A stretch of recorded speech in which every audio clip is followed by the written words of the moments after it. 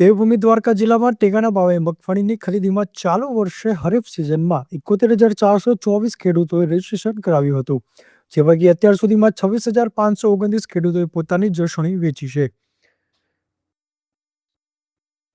અત્યાર સુધીમાં કુલ 6.28 લાખ ક્વિન્ટલ જેટલા જથ્થાની ખરીદી કરાઈ છે. હાલ દેવભૂમિ દ્વારકા જિલ્લામાં ખંભાળિયા, ભણાવડ, કલ્યાણપુરના તાલુકાના 12 જેટલા કેન્દ્રો પર મગફળીની ખરીદી ચાલુ છે. દ્વારકા તાલુકાના તમામ ખેડૂતોએ અરજી મુજબ જણસી વેચી છે, માટે દ્વારકા કેન્દ્ર હાલ બંધ છે.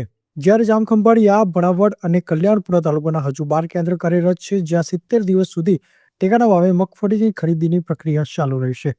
Bureau report Ghanshyam Shivade, Devbhoomi Dwarka.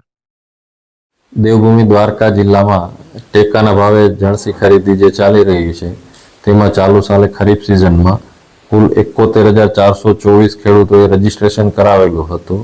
તે પૈકી અત્યાર સુધીમાં 26,529 ખેડૂતોએ પોતાની જણસી વેચી છે, જેનો જથ્થો જોઈએ તો 6.28 લાખ ક્વિન્ટલ જેટલો થાય છે. હાલ દ્વારકા જિલ્લામાં 12 કેન્દ્રો ઉપર આ ખરીદી ચાલુ છે.